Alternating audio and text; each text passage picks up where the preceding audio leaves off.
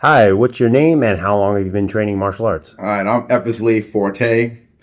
Been training in martial arts probably 3 decades now. Started out in Kempo Karate when I first moved to California, and for the last 20 years, I've been in training in Brazilian Jiu-Jitsu. My foundation in Kempo kind of established my personality. When I first moved to California from New York, before I even looked for a place to live, I looked for a place to train. I wanted to fight like Bruce Lee and train like Bruce Lee. Went from San Jose all the way to San Francisco looking for a place to train, and I finally found this one studio in Santa Clara. It was Karate Ways, Santa Clara. Went in there on night one, and they said 17 people went to a tournament this past weekend. 4 won first place trophies, and 13 were disqualified for excessive contact. That's my school. That's the type of place I wanted to train at. So that's my foundation. That's the way we train. Bare knuckle fighting. It was old school, hardcore, that type of stuff. So that's my foundation in Kempo. We're all street oriented. And then I turned my Kempo into my own kickboxing fitness program that I traveled internationally training kickboxing instructors for fitness studios.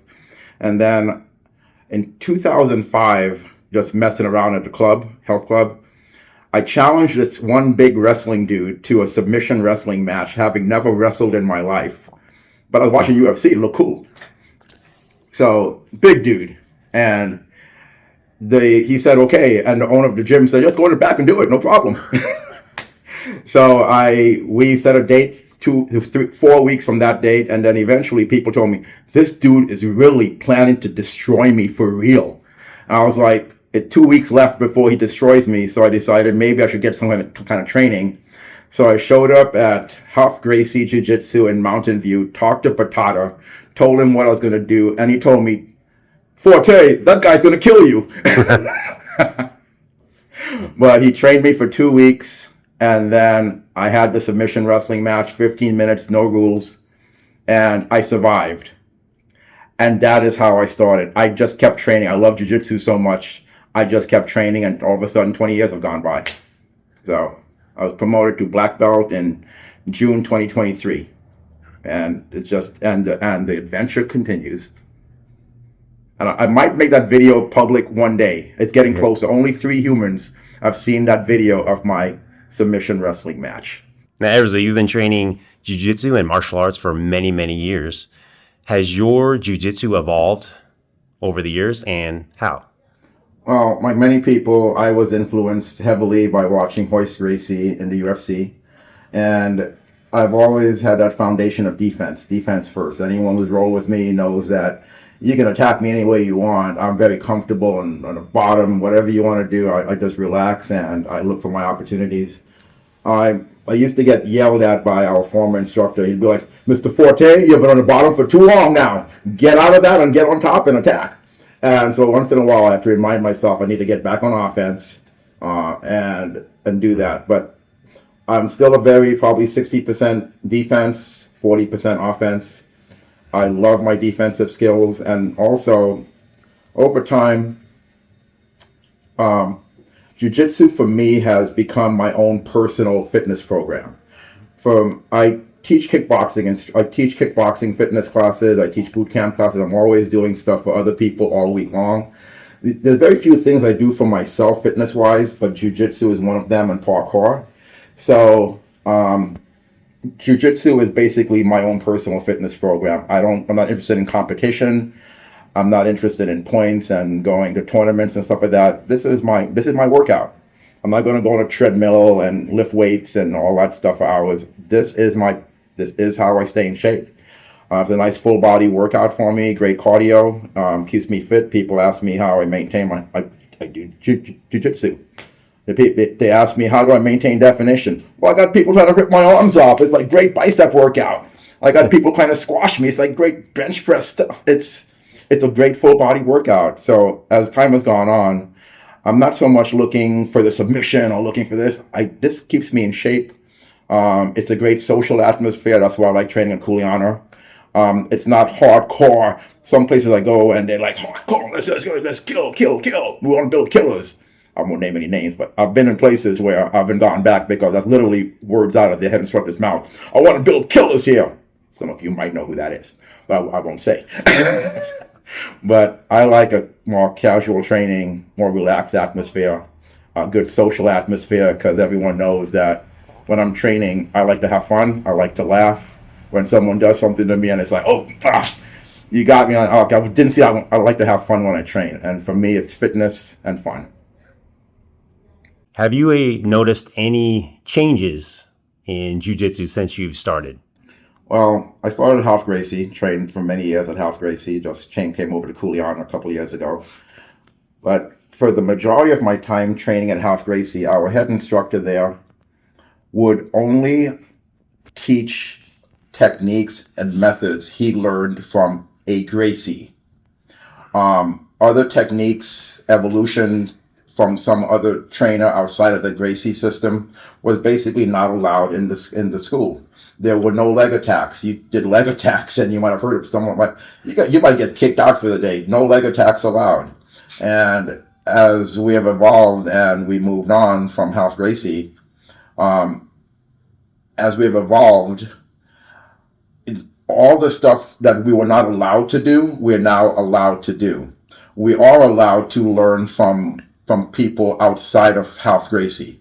Even Half himself has learned from other people and told us when he'd come in to do seminars, he'd tell us he learned this from someone else and he liked it so much he incorporated it into his own training. So that's been the biggest change. There's so many more people training in jiu-jitsu now, and they're evolving the art, and people are learning from others. And this thing called YouTube, there's so much knowledge there, and people incorporating knowledge gained from other people. So my game is improved just a little bit here and there because I see little things I can add on. But that's the biggest thing. We're not limited to our sources of knowledge anymore. Not from just our instructor, but our instructors are learning from other people. We're learning from other people and all becoming part of our game. And that's the biggest evolution I've seen. Eversley, you've been doing parkour for many years. Can you talk about that, please? Yeah, I was once about 10, 11 years ago, I was driving in Lapita, saw a sign that says parkour free running that way. I was like, oh, we'll check it out. And I found a parkour free running gym, and I went in, signed up for a month, and then paid $200 something for the month, which is ridiculous. Then I found out parkour around here is free. Almost every weekend, somewhere in the Bay Area, there's parkour training, big groups. Our biggest group was 100 and something people every Sunday, meeting up in San Jose or somewhere in the Bay Area. And it's stuff I'm doing now as an adult that I never did as a kid. We go to playgrounds, we go to parks, we go to schools, we run, jump, and climb.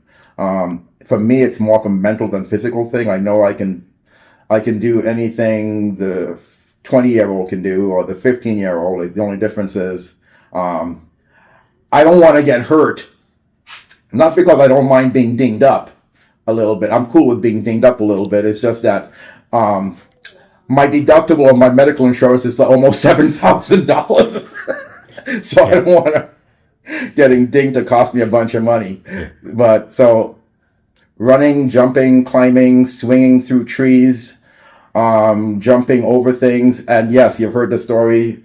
If you saw people jumping off a bridge, would you jump off too? And the answer I found out is yes. We went to a place in San Jose where people were jumping off an overpass, and it was in a park. It was an overpass, and it was about a 12, 14-foot drop. And the first two guys jumped, and they didn't die, and I was the third one in line, so I had to jump off too. And I didn't die. And it's more mental. You have to commit to it, go all out, tuck when you land, tuck and roll. But yes, if everyone's jumping off a bridge, I will also jump off a bridge. Do you have a favorite submission that you like? My absolute favorite submission are arm triangles. I've gotten really, really, really good at those over time, and they're really great on bigger dudes also, because even with a bigger dude, you don't have to match strength on strength. Even if they slip out of it, you can transition to some other attack really quickly. But arm triangles, my single favorite submission. Do you have a favorite guard that you like to go to? Way back when, we did a 4-hour half guard seminar, way back when, and half guard is my go-to survival mode. I can be in half guard indefinitely. I can attack from half guard. I can survive in half guard. So half guard is my favorite position, whether I'm on the bottom or top. I can work with half guard and attack or defend very effectively. And do you have a favorite sweep that you like? Favorite sweep is, I don't even know the name of it, but it's written from when people are in sight control on top of me and they have the arm around my head. I just push the head away and do one of those. I'm not getting a name of it, but I push the head and I sweep them over and then roll on top of them. That's my absolute favorite. I've done it to all different peoples at different times. If they just overcommit a little bit too much, I wait for them to overcommit, and then, damn, take them over. And some people are surprised I was able to sweep them. So I'm really surprised, but that's my favorite sweep. And do you have a favorite style of passing that you like? My favorite pass, I actually like when people have me in their butterfly guard. I like to find effective ways to get past their butterfly. Um, I spend if people who roll with me, I spend a lot of time just working on passing butterfly guards and passing the hooks. Because if you go too high up, they hook you, pull you down, and do stuff to you. But I really like being in someone else's butterfly guard and finding creative ways to get past it and get the sight control.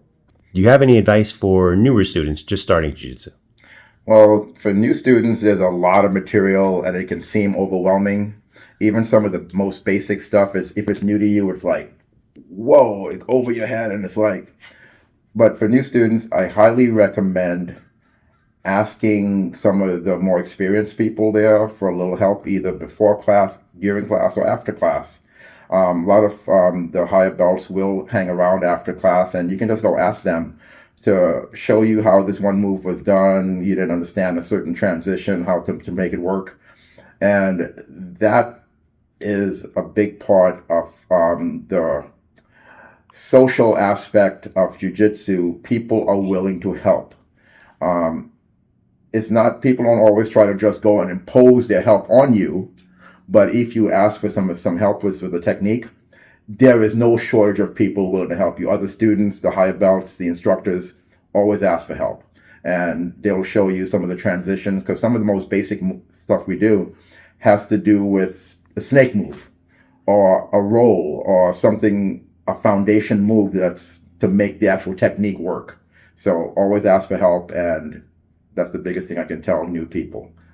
Ask for help. And also, there are videos posted each week reviewing some of the techniques done that previous week. Take a look at those. It might refresh your memory with little detail-y things also, seeing those videos. And that's in the weekly newsletter. Eversley, what are some of the benefits of training jiu-jitsu, in your opinion? Well, both from my experience in jiu-jitsu and from my training in Kempo Karate and all the people I've met quite a few people that needed a place to go to release energy. They might have negative things going on within their lives. It could be a daily negative thing, whatever it might be, but it's a great release. And when I get on the mat, sometimes I might even train harder when I've had that rough day, but when I go home, I'm like, because I let it all out. I go home nice and relaxed. Any negative energy I had, I trained and I let it all out. But that'd be my biggest one piece of advice I'd say is use the mat and training time to relax and release. And when you leave, just feel that type of feeling was like you've left it all out there. And that's what it does for me. It's usually makes my day better. When I'm done training, my rest of my day just feels better. So for me, it's just a great release, and hopefully that'll work for you also. Just a great release and a nice social environment. But yes, let it all out. Leave there, gain some knowledge, train hard, and it just feels good when you're all done. What's some of the best advice you've learned for daily life? For daily life, don't let people tell you there are things you cannot do. If there is something you really want to accomplish, there are ways to get there. It's a matter of, you might have to talk to a few people to find out how to develop a path to get to what you want to get to. But there's really nothing you can't do. Remember, anyone in this country can be governor of the state you live in. Anyone in this country, almost anyone, can achieve any level you want. So there's a path. Like a few years back, I never thought I'd be in government. I had nothing to do with any kind of government, any kind of politics. Now I'm a city official in Santa Clara. I've been a commissioner for the last 11 years. Never thought I'd be doing that. I never thought I could be in the film industry, but I've been an actor and stuntman for more than 2 decades now. I never thought, a lot of stuff I never thought I could be or do, but people would tell me you can't do that. I'm like, why not? And I just found a path. So never let anyone tell you stuff you can't do. Just figure out how to achieve what you want to achieve. And you may have to talk to a few people, go online, chat groups, talk to professional organizations. There's always a path to achieve what you want to achieve. Eversley, thank you very much for your interview. And is there anything you'd like to say to your Kuleana family? I'm glad Darren and Machine decided to open Kuleana. It's a nice training environment. The people are awesome to train with, work out with, the instructors and the members. And is looking for more fun roles on the mat and fun training. So I'll see y'all in future weeks, months, and years. And let's have fun on the mats.